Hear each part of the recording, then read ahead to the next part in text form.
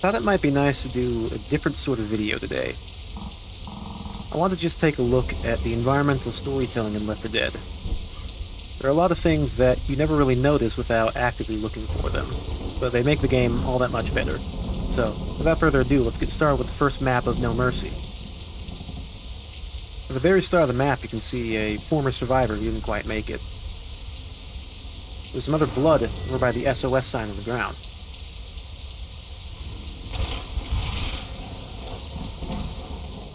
The first thing you see coming down the stairs is a bunch of bodies.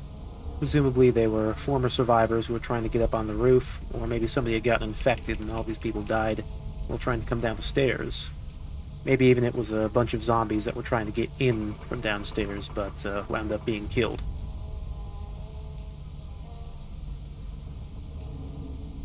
One of the first things that we see once we get into the first apartment is that these people have been in here for quite a while. The refrigerator is completely empty, and there's all sorts of scraps and stuff just scattered across the ground. We see this throughout the entire complex, meaning that they've been in here for quite a while and they've just started running out of food. Going around the corner, there's more environmental storytelling to show that people have just been locked in here for a really long time. There's giant piles of garbage that they hadn't been able to throw out because they couldn't get outside.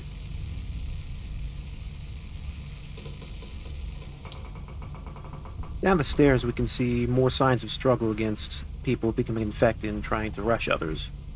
There's more blood on the wall, and there's a rough barricade that was put up in the stairway.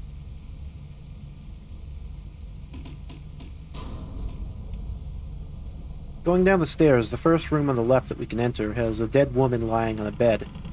There's a TV in the background, but obviously it doesn't have anything playing on it. In earlier versions of the map, there was also a pill bottle on the bedside table.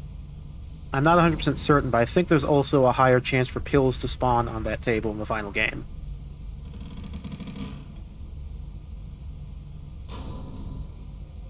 This room tells a pretty interesting story. There's blood all over the wall, countertop, and ground leading up into the closet. The wall being blown open into the other side of the apartment complex also seems to suggest that something big happened here just a little while ago that the players missed. What I find interesting is that if you follow the blood into the closet, there's a large pool of it on the ground, but there's no body. I almost sort of wonder if maybe there was some sort of struggle with zombies that were breaking down the wall, somebody got bit, went into the closet, or were dragged into the closet after dying, and then after a little while they got back up.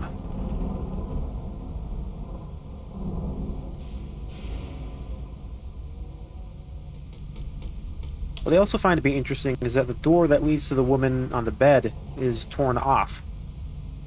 It makes me wonder if maybe there were some zombies that were banging on it trying to yank it off of its hinges and she decided to take the easy way out.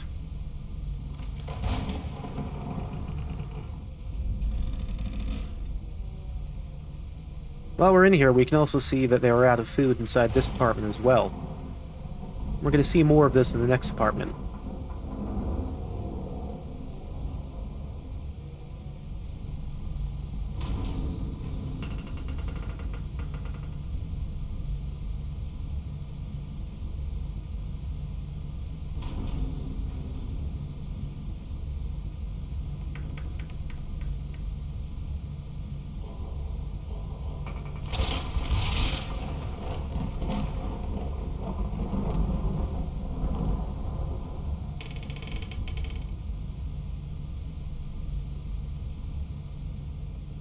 How many of the empty refrigerators seem to have their doors blown off of them? I sort of wonder if one of the early signs of the green flu was that you would get ravenously hungry to the point where you would become violent if you weren't fed.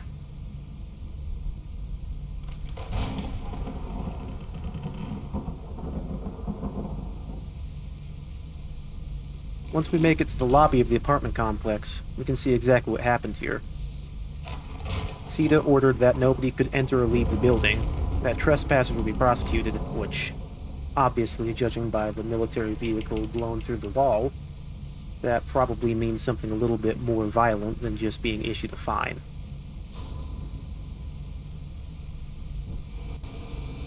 As you can see in the corner of the room, as certain parts of the apartment complex started to lose power, people started using these quarantine bags as a way to store their biological waste.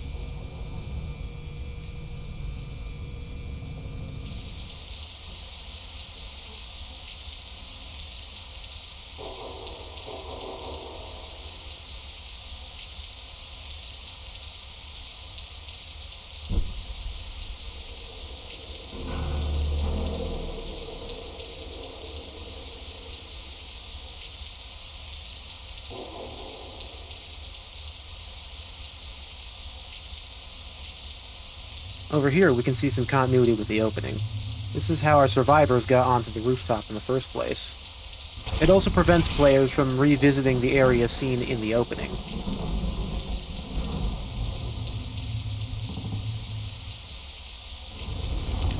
Something that I appreciate about the alleyway is that if you take a look at both of these cars, they both have Pennsylvania license plates. It's something very little but very easily missed, and it helps tell players who are paying attention where they are.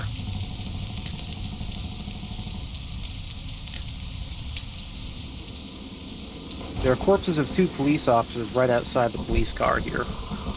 You can also see that the police line didn't make it all the way to the end of the blocked-off street.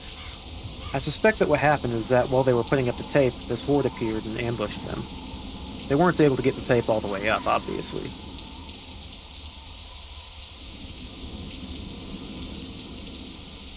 Something else is easily missed. You can see that there are quarantine signs on almost every building in the area. This includes both things out of bounds, as well as inbounds.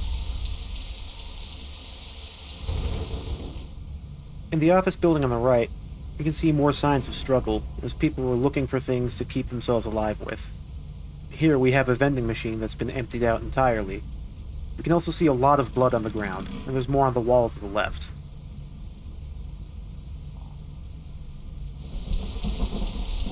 One of the interesting things that I've noticed a couple of times in looking at these maps are these individual windows off in the distance. You can see that there are still lights on the inside, which almost suggests that there might still be people in there. These are really only used to light up the map, but it really does make you wonder if maybe there are people still alive that are waiting for somebody to come rescue them, or maybe they've got some sort of a plan they stockpiled. It's hard to say for sure. No one really knows. I know that meta-knowledge is sort of cheating, but I always find it interesting how the subway line is here, because originally the end of this level was surface level, and at one point it was a clothing store, and at another point it was just a simple warehouse. I believe it's mentioned in the commentary note, but the reason why they decided to add this little staircase was because they would be able to fit it better with the following level, which was a subway line. With that being said, however, it doesn't exactly explain how this exists in the final version of the game. As you can see, there's a wall blown out that leads into a storage area, and there's quite a number of corpses underneath 2 of these cars. The room itself doesn't really make that much sense.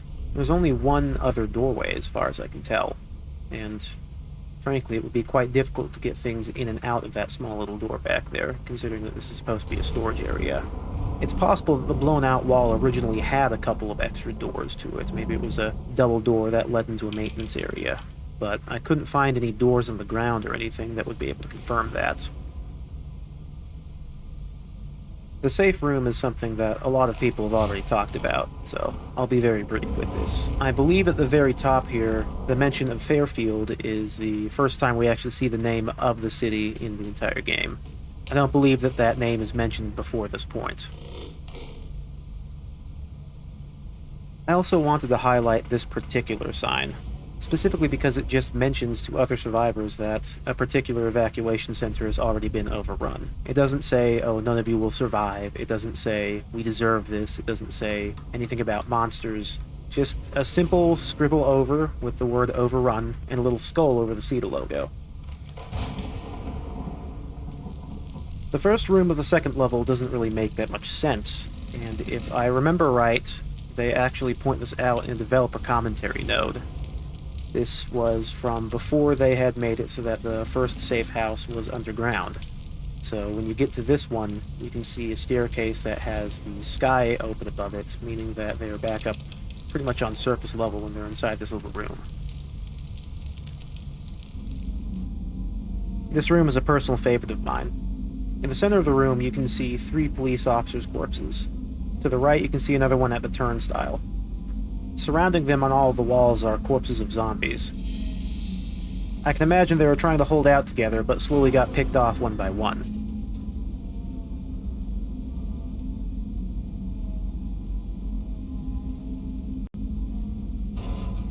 Here we have the second mention of Riverside. It's first mentioned on one of the walls in the first safe house.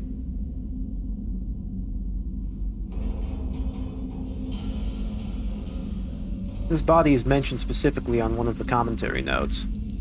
They say that they like the idea of players trying to decide on their own what the story behind it was. The example given was maybe this was a survivor who got injured and then died of their injuries, but their friends couldn't stop to give them a proper funeral, so they simply put something over their head and left them.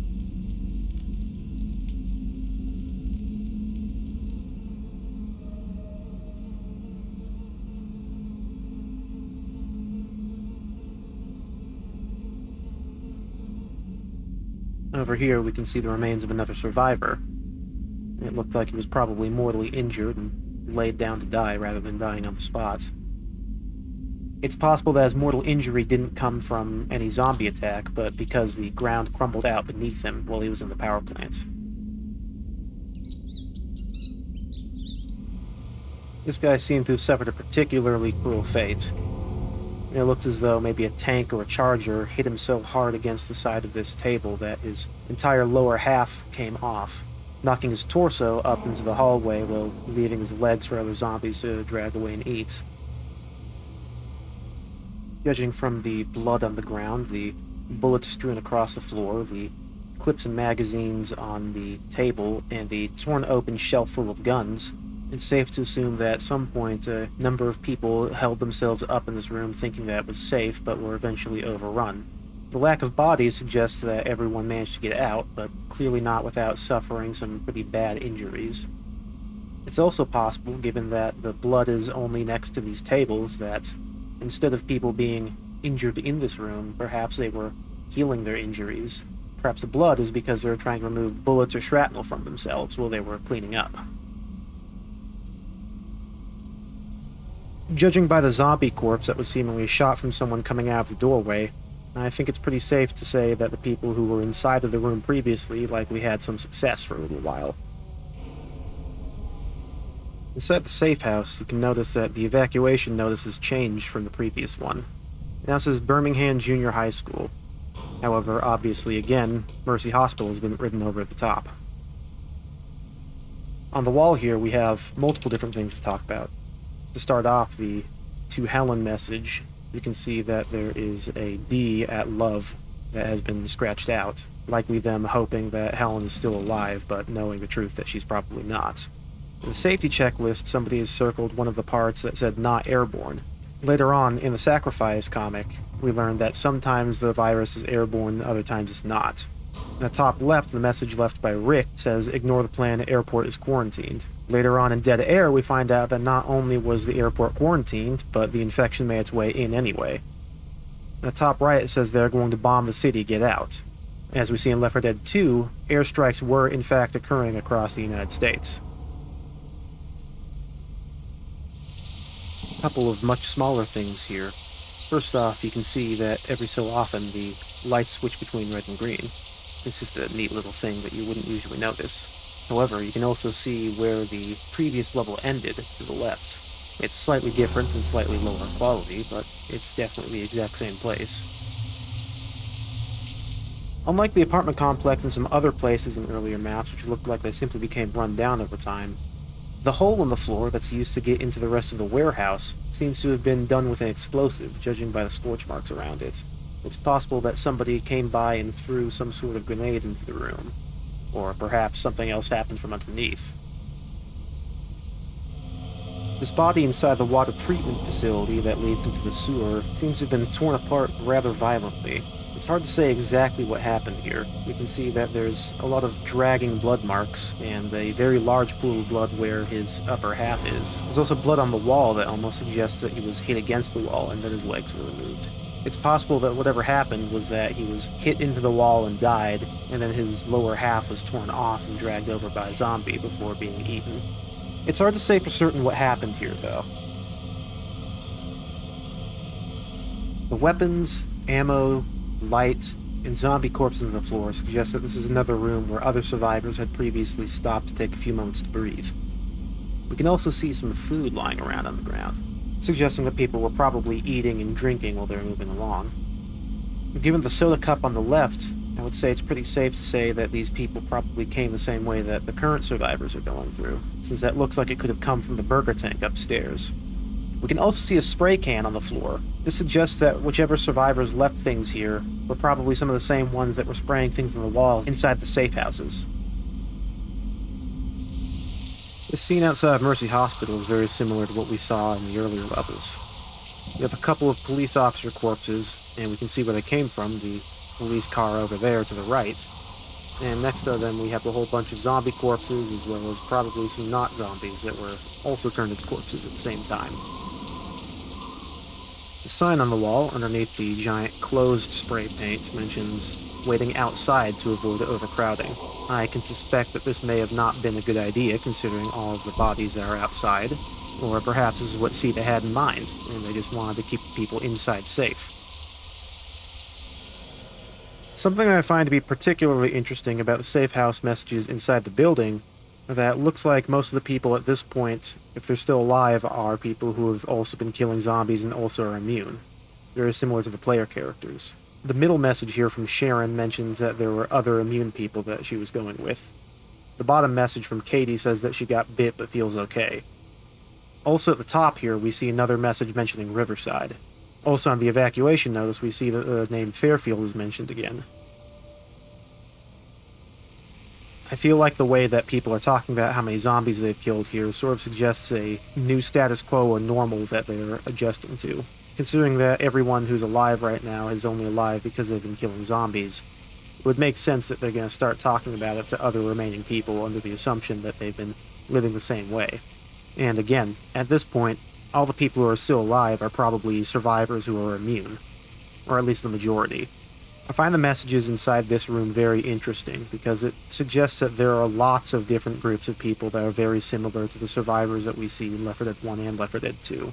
The people that we play as, Bill, Zoe, Francis, Lewis, they're nobody special. They're just one such group of many that are doing the exact same thing and trying their best to survive. The fact that the snack machine is still filled here sort of suggests that anybody who's gotten to this point is part of a very small group of people. Unlike the starting area inside the apartment complex and the buildings surrounding it, at this point so many people are dead that food scarcity is less of an issue as it used to be. Alternatively, showing that the snacks are still here and haven't been ransacked is a way to show that people are moving and on their way and aren't staying around in a single place for too long. There are lots of different ways to look into this, and it's completely possible that there's no deeper meaning whatsoever. I just thought it was something neat.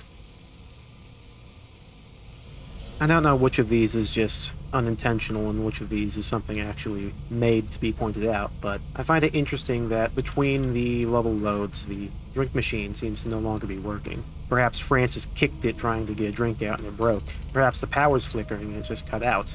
I also haven't mentioned it up to this point, but I like how as the survivors are going through, when you go between level loads, they start placing objects against the door that they came from, so that the zombies won't get through them. It's sort of pulling the ladder up from behind them in case there are more survivors that want to get through, but the suggestion has always been that the people you are playing as are the last group of survivors here, and it doesn't matter if they're pulling up the ladder behind them because nobody else is coming.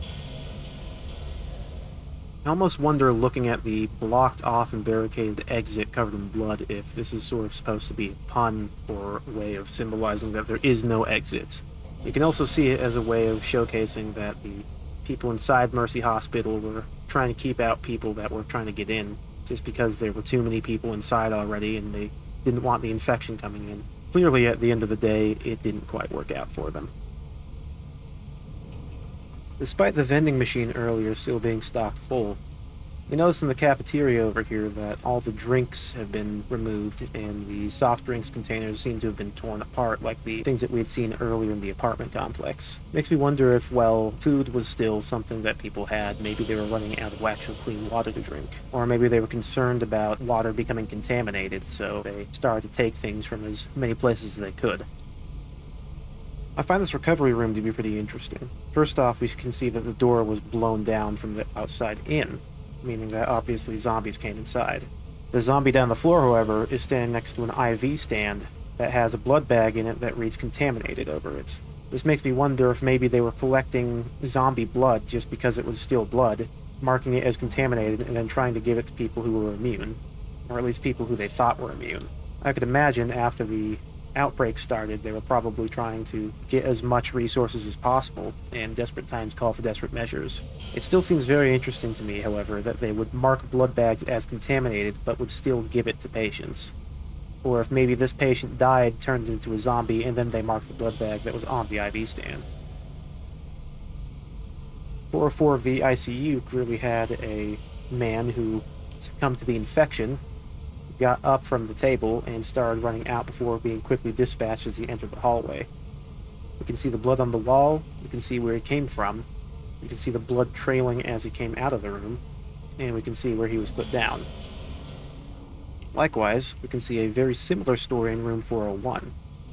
A man comes out of the room, clearly infected, blood is trailing behind him, and he falls dead outside the front door. It's quite likely that just before the hospital had been overrun, there were people with guns out in the hallways making sure that anyone who became infected and tried to infect everybody else was quickly dispatched. However, it clearly turned out to not be enough.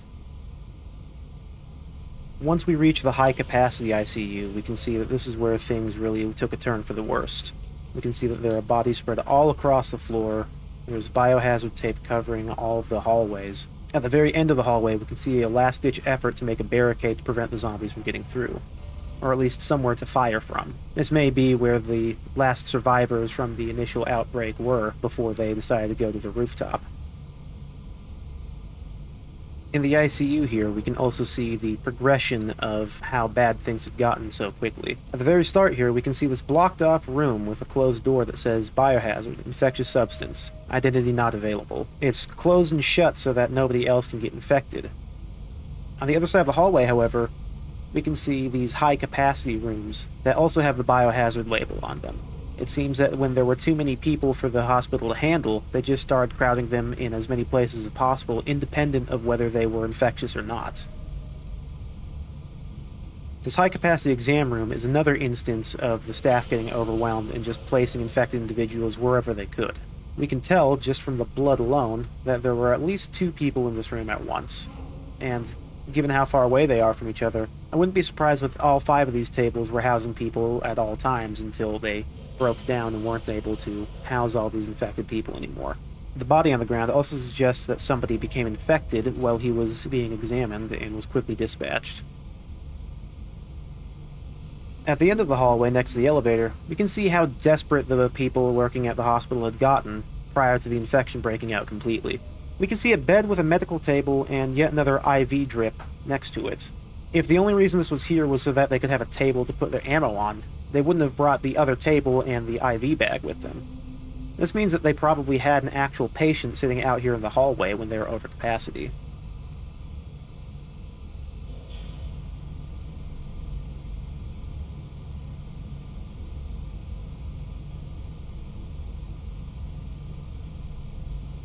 Finally, a weapon to surpass Metal Gear.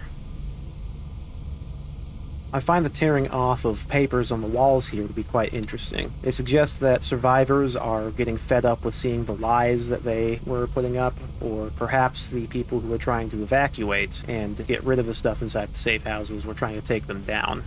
The addition of "or pets" at the end of "do not attempt to contact friends or family" seems to obviously suggest that somebody was infected from one of their pets, or perhaps saw somebody else get infected from a pet. Also, no zombie is safe from Chicago Ted. Every so often, on this broken corner of the helipad, we can see some sparks come out of an unknown location. This is probably supposed to be where wiring is for the lights, since we see lights in all the other corners. The room where you radio for help, as far as I can tell, is probably the first place where there are actual military models used in the game. Up until this point, I don't think I've seen any, which means that this is probably one of the last places the military was held out in Fairfield. Up on the very top of the building, we can see 2 more soldiers. I guess they didn't read the name of the game, since as far as I can tell, there are only 3 of them. The razor wire that's covering some of the edges here appears to have been placed by the soldiers, as you wouldn't really need razor wire to deter intruders this high up. The satellite dish is held up by some cinder blocks. This sort of suggests that probably wasn't here originally, and was instead placed by the military so that they could set up the radio.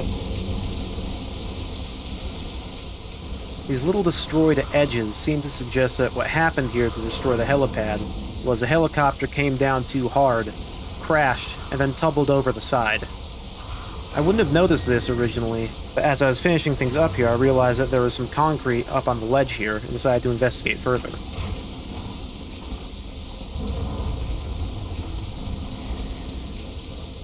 The last thing that I wanted to mention here was the wheelchair accessibility, or the accessibility for a stretcher to come up from the helipad.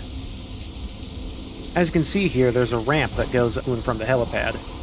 Originally, I wasn't sure if there was actually anything that this would connect to, but then I realized, next to the no smoking sign there is an elevator.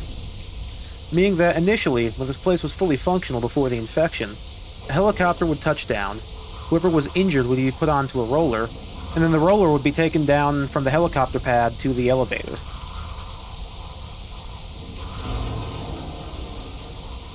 That's just about everything that I could find for No Mercy. If you like this kind of video, please let me know what you think in the comments.